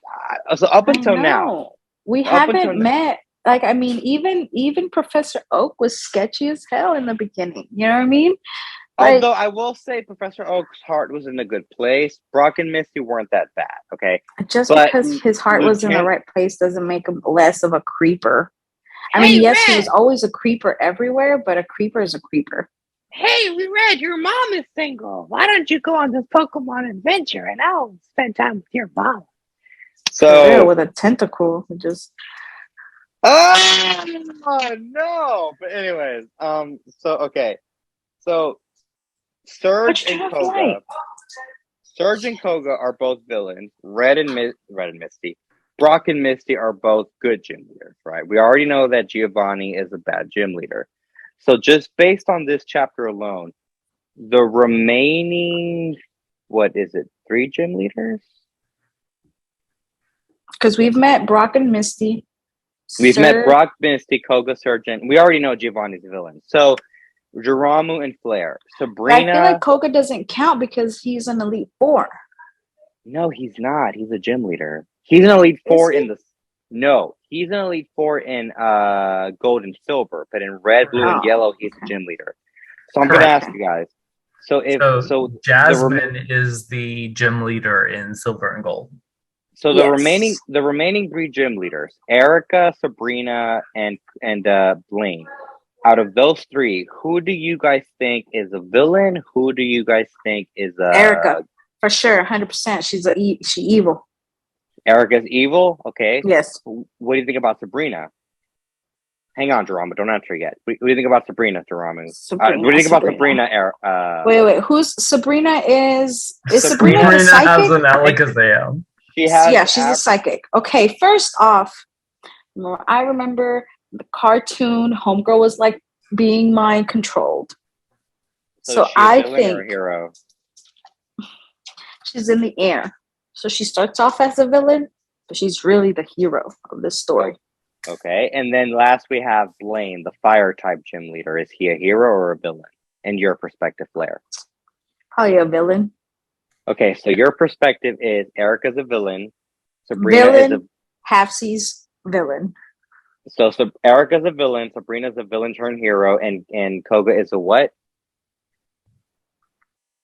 What? It's not. We already passed. Not Koga. I'm sorry, Blaine. Is Blaine a villain or a hero? Villain.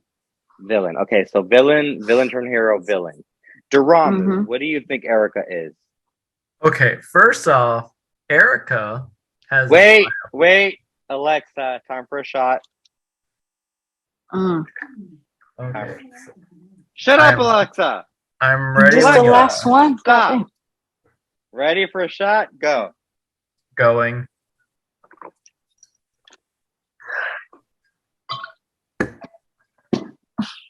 Okay. So we're talking about Erica, right? Is Erica a villain or a hero?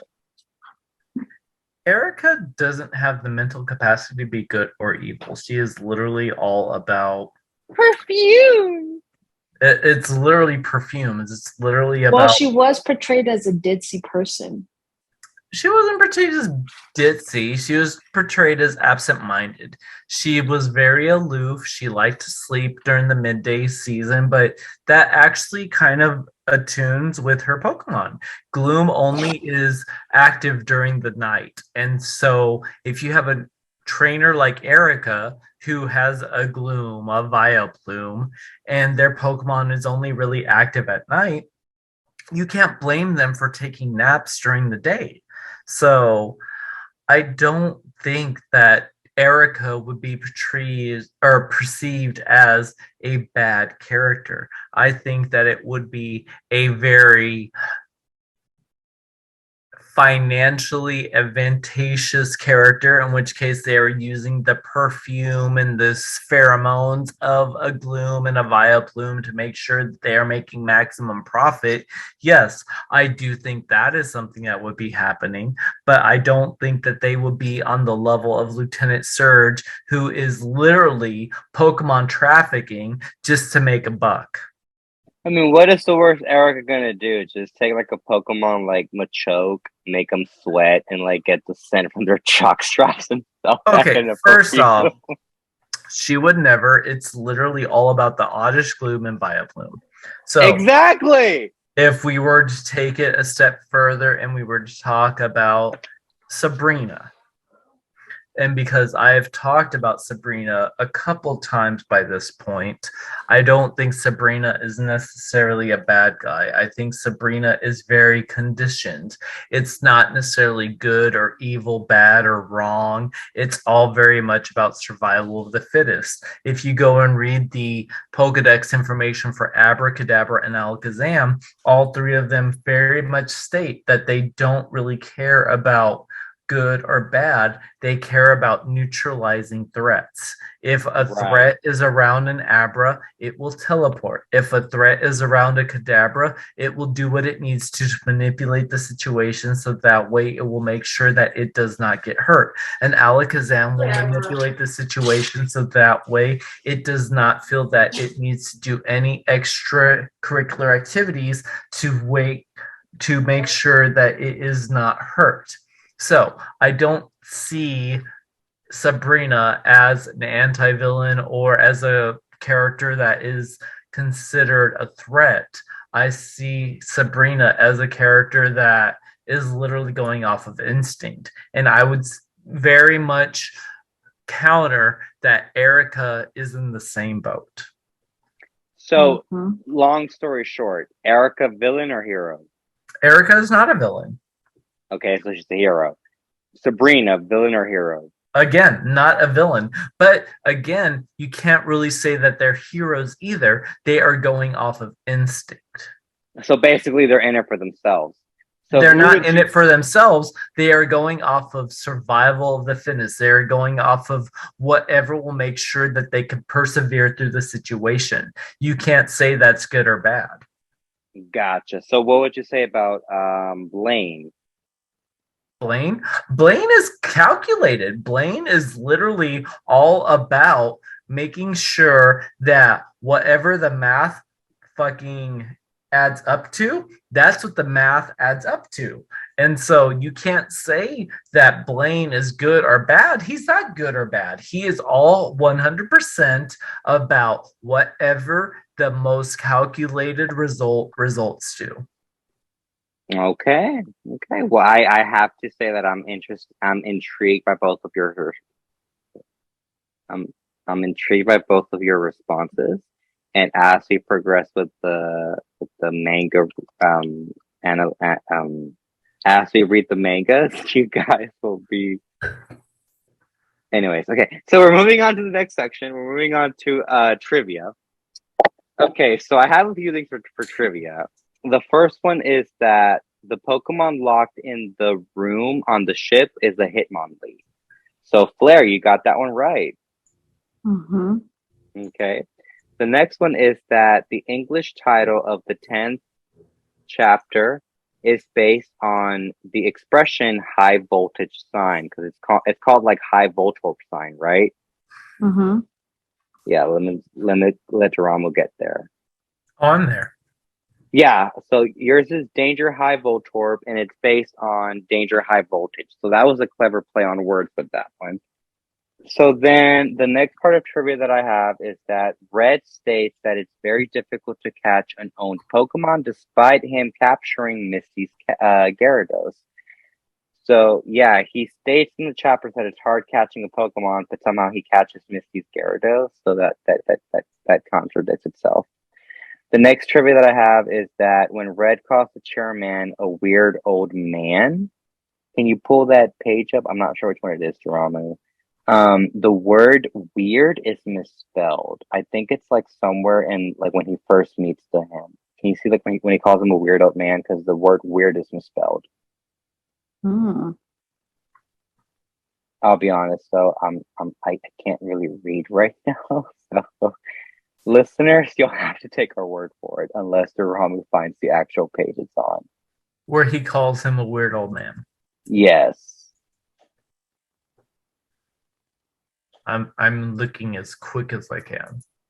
Don't worry about it. Okay, so listeners, when he calls him a weird old man, the word weird is misspelled. And the last part of trivia that I have is Poliwhirl evolves into Poliwrath without using the Water Stone, but this is explained in a future episode. So not in what we read tonight, but is explained later. It is explained later. Later on, they do touch up on this because there was something about that didn't really make sense, but they do bring it up. They're like, "Well, hang on, there was something about this that does get explained later on." Okay. Okay, so now we're moving on to the next segment, which is predictions and hopeful storylines. So, Fleur, what are your predictions and hopeful storylines for upcoming chapters? Hopefully we see Erica next, because that would just be the most logical thing. And then just see how the relationship between Red and Poliwrath becomes, just due to the fact that, let's be honest, if this dude has a Poliwrath, he would have to have a certain amount of gym badges in order to control it. Mm-hmm. Because Yeah. isn't that the whole point of it? Or would that just apply to traded Pokemon? Yeah, I agree. Daramu, what is your hopeful storyline or prediction for upcoming episodes? So for upcoming episodes, just because we were introduced to Lieutenant Surge, but he didn't actually fight Lieutenant Surge, I would say that my next expectation would be for him to actually fight Lieutenant Surge. That way he can get the badge for Lieutenant Surge. Aside from that, if he doesn't actually fight Lieutenant Surge, I would expect him to go back through the bike channels so that way he can go through the dark cave and end up in Lavender Town. That's honestly the only two things that make sense for me, because I literally looked at the map and I actually spent like a good hour and a half looking at the map, making sure I wasn't crazy. But he literally had to have taken a bike path from Vermillion City down to from Vermillion City down to Cerulean City, and literally would have had to go through the S.O.S.S.Anne, and he never actually went through Dark Cave. So he never actually got cut. He never actually got surf. So my next expectations are that he actually goes through the Dark Cave and makes it into Lavender Town, or he continues on and he actually fights Lieutenant Surge and he gets his badge. Okay, great. So when I was reading this for the first time, here's what I wrote. I wanted to know what other gym leaders were villains. Seemed like only Misty and Brock weren't villains. So I was curious to know what Sabrina, Erica, and Blaine's deal was, because we already knew that Koga, Lieutenant Surge, and Giovanni were villains. So I just want to know who was a villain, you know? So I sent you guys an image in the group chat, and I just want you guys to tell it has a clue to what the next chapter is about, and I just want you guys to tell me what you guys think that this is hinting. I literally thought that he was, that town that you go to. I forgot which one. Which one is it? Lavender Town, where you go and then they sell you that outrageously expensive bike. That's the ghost town. You're thinking the bike is in Cerulean City. Cerulean City, yeah. We're Pokemon. Okay. We're like hardcore Pokemon geeks, so we know exactly what town it was. It was Vermillion City. But anyway, so it's like maybe he'll get going faster on his journey instead of by foot. Man got some pedals now. Okay, Daramu, what is your prediction based on the So let me go ahead and pull up my notes real quick. So I literally want him to continue down. I want him to continue down either Route 11, which is Mhm. one that had Drowsies, it had Ratatas. Like, I want him to continue down Route 11, or I want him to continue down Route 9, where there were multiple trainers, in which case it led to the Dark Cave, which eventually led to Lavender Town. That's where I want to go right now, because the only other route I will accept by this point is if he decides to go to the gym and he decides to fight Lieutenant Surge. Yeah. So for our listeners on our podcast, the image that I sent over, it's a picture of Red riding a bicycle. So you can interpret that however you want to, but it's a clue towards what the plot of the next chapter is. So that is what's gonna happen. Wait. Don't worry. We'll be right back. We just need a short break. But while you're waiting, don't forget to look us up on social media. Check out our Facebook page, Instagram, and Twitter. Simply search Pokemon Canon. Are you on Twitch? Help us support our fellow podcaster, Daramu, by subscribing to his account at twitch.tv/Daramu. That's DARAMU.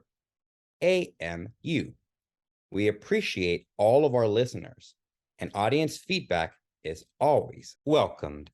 Now, back to the show. So now we're moving on to the games. Really quick. So I just want to read over. We had some audience feedback, and for the audience feedback, we got two reviews on Apple Podcasts. So the first one comes from, I don't know if I'm reading correctly. It's Wog Rod K, and they left us a review on Apple. Thank you so much for leaving this review.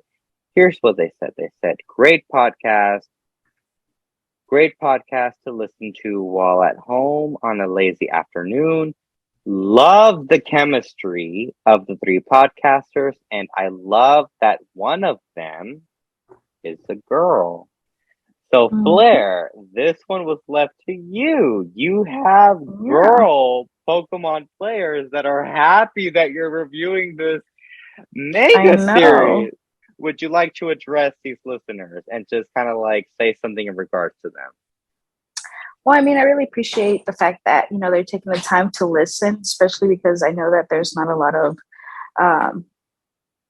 Pokemon female podcasters out there, or they're not just females in general, and something that's very male directed. So, this I've always loved Pokemon, even as a child and even now as an adult. So, I mean, I really appreciate everybody taking the time to listen, When I first started this podcast, it was very important for me to find a girl because I really wanted girl listeners to listen to this and be like, you know what? They have a girl on that podcast. I can relate to this. And you can already see that there are listeners who are girls that are like, they have a girl on the podcast. So you have a fan base, Blair. Now, the next one we have is from LSW or LS Yellow. They say, Fun Cat. I started listening to this podcast because I enjoy virtual book clubs.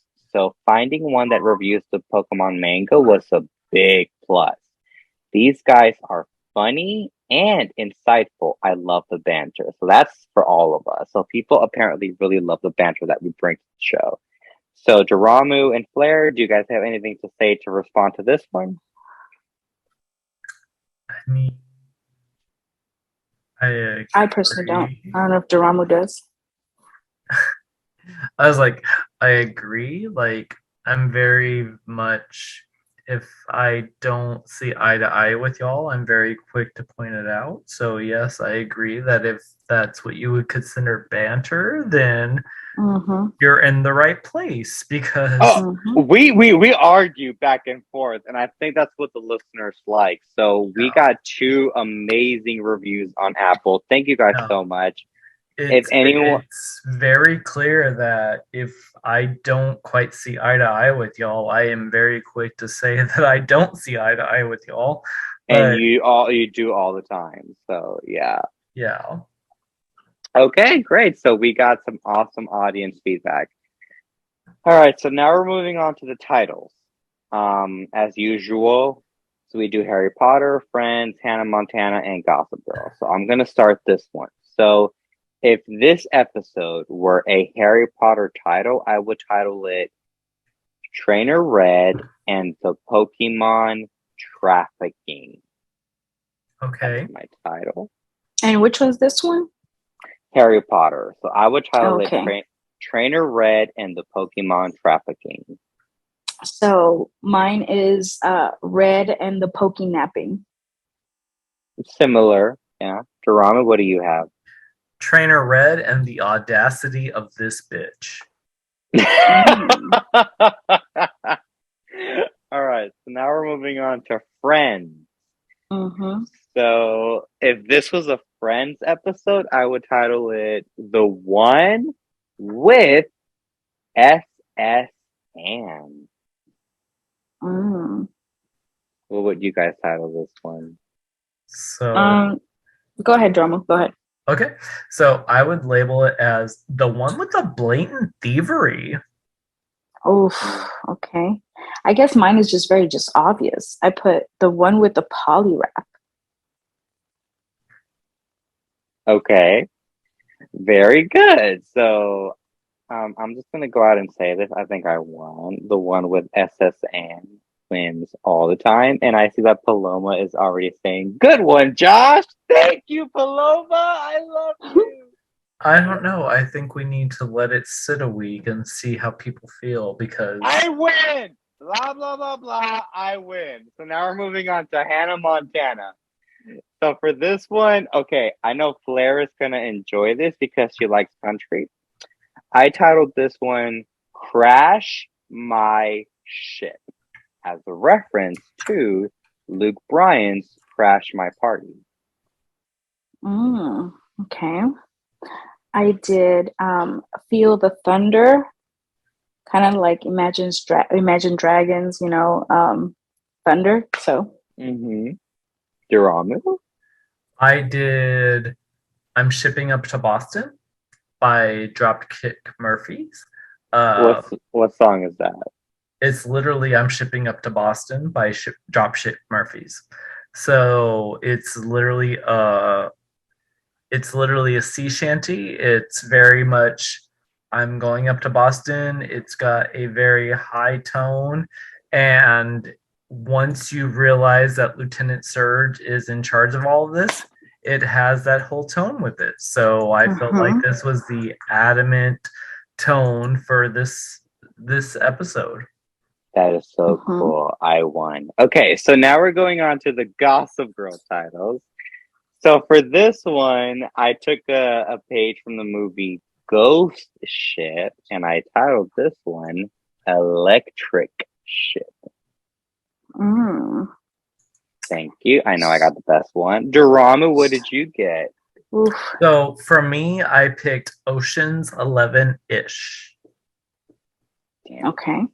Because Ocean's 11, it's literally just a casino heist, and that's all this is. It's literally them just stealing Pokemon and hoping they don't get caught. So, okay, not bad. Fleur, what did you get for the Gossip Girl one? I did Desperately Seeking Pokemon, kind of like Desperately Seeking Susan. Damn it, that's a good one. All right. Okay, so now we're doing the Did You Catch That? When Lieutenant Surge corners Red and Poliwhirl, what 3 Pokemon species appear surrounding Red? I'm gonna let Drama go first. It's Magneton, it's Electabuzz, or I'm sorry, it's Magneton, Uh-huh. It is Electrode and Voltorb. Okay. Fleur, what were the three Pokemon species surrounding red? Um. What is it? Voltorb. Uh, is it the one that evolves after Voltorb? I don't fucking know. Mm-hmm. Electrode. Okay, Electrode, yeah, and then Magnemite. It was the Magnemite, Voltorb, and Electrode. So Magneton was not in that scene. Before we move on to the next section, Paloma, did you have a Friends title? Because I know you love Friends. If you were to name this episode as a Friends episode, did you have one for this episode? We can unmute you for this chat real quick. Say that again? Really quick, if this episode were a Friends episode, because I know you're a hardcore Friends fan, what would you have titled this episode?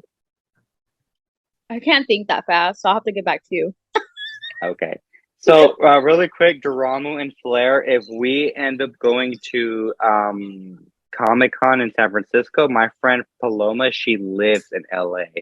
So we would be hanging out with her if we were to go for that. Oh, sweetie, trust. So, I don't know if you can see the camera, but look into these eyes. We will be there. we are talking about going to Comic-Con for 2023, and if we do this, you are gonna meet us there, and we're gonna I'm so down. So yeah, Paloma, if we end up going to Comic-Con in San Francisco, you'll meet the three podcasters, and we'll take pictures, we'll cosplay, and we'll be good to go for that. San Francisco or San Diego or both? Where is it at, Daramu? San Diego, wasn't it? San Diego, I think so. That's So 2023, in which case I am good for it, whatever. yeah, so we're really trying to plan a trip going up there. So Paloma, really quick. So you were part of the audience. We had a pretty good turnout. We had like 5 or 7 people show up. Just give the listeners kind of like a little feedback of what it was like being in the live audience for this episode. It was really informative. It was really funny. It was really cool because like you cover a lot of stuff like so fast, but like you don't make it boring.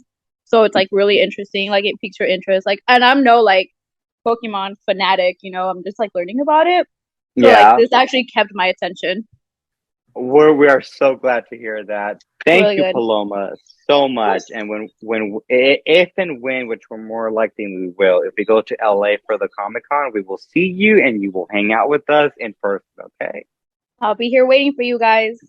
Awesome.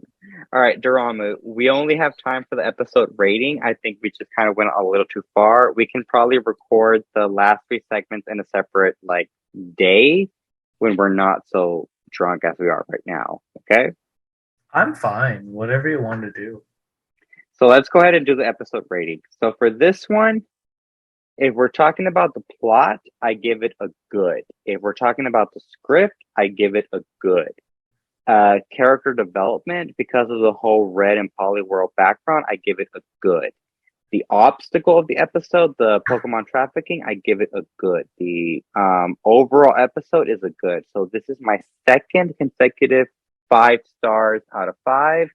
And I give this one 5 out of 5 Pokemon sex toys. Okay. So just for myself, I would give it 4. I wouldn't give it the full 5. I would give it a 4 just because, yes, it does have a gym leader. Yes, it does have a Pokemon that you normally wouldn't see in the main series. Yes, it is something that would be very shocking. And so for that, I would give it a 4. I would give it a 4 on the basis of it's something that you do not expect in the main series, and I would give it a 4 on the basis of it did keep you entertained. So I did not expect Lieutenant Surge to be considered as an anti-hero or even a bad guy. And so what do you do with that? So I would give it a 4 out of 5 Poliwhirl swirls, just so that way we know that it is something that I was not expecting. I agree. So yeah, so this episode we agree it was one of the better episodes for sure. It was definitely not the Pewter City gym leader battle episode that I thought it was. Because Okay. as y'all will remember, I did not like that episode. I remember because you have a strong hatred towards Pikachu, which I don't understand. Oh, trust me, if you would like to understand it, I could literally out a 12-hour time frame to explain it to you. No worries. All right. Well, I think we did a fantastic job with this episode. And I think right now, because most of our audience, they had to log off. We have one person, which is Paloma. Now, Paloma she is the coolest bitch I ever worked with from LA. I worked with her at my job, and she had to move back to LA. So, Paloma, if you would like to tell the listeners just how much fun this thing is. No, it's definitely such a good, like, a little, like, what do you call it? Like, cool podcast because it's growing so fast. I can already see how this is going to grow so fast. I mean, just the energy is just, like, so upfront and just, like, it keeps it lively. So I can't find anything negative to say. So I'm sure it's just going to be popping off. Oh my god! Love you, bitch. I love you, bitch. And when I go to LA, I will see you, and we will hang out at Comic-Con.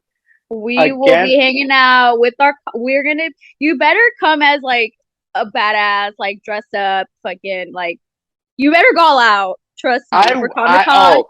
Trust me, Daramu will go all out. I've seen this fucking bitch and his husband dress up as. Wasn't it Toad and Bowser? You guys dressed up as for one of the conventions. Mm-hmm. Daramu? Hey? Didn't you and your husband dress up as like Bowser and Yoshi for like a couple's thing? Oh my gosh, that's so cute. We did, and it was actually featured for like a couple years on Gamer X. So oh my god. So that's so cool. Thank you for noticing. So we're announcing this on this episode. Fleur, Daramu, and myself, we are really talking about going to not anniversary. We're talking about going to Comic-Con in LA for 2023, if not that year, 24. But we are talking about going. My bitch, Paloma, lives in LA, so we will be there, take pictures for our TikTok, our Instagram, our Twitter, and it's gonna be fucking amazing. So we're gonna be so fucking cute, and you better make 2023 Comic-Con happen because I cannot wait another year. Trust me, we're talking about this, so we're already talking about going up there. So once again, thank you for everyone that was a part of this. So for all of our listeners, this is a feature we're adding for the season 2 of our Patreon. Patreons will be allowed to be guests on our episodes. Unfortunately, we ran out of time, but we will be doing a follow-up with our lore, politics, and debate for this episode, and we'll be sober for that, unfortunately. But thanks, everyone, and yeah, unfortunately. So once again, this is SirSerrato. I'm Daramu. And this is our special guest in our audience, Paloma. Paloma said, bye, guys. Hi, guys. Thanks, so thank you, guys. Thanks, Daramu. Awesome. So we will see you guys for episode 9. And don't forget, episode 10 is our very special Halloween episode. So we'll see you guys then. All right. Bye, everyone. Bye. Bye.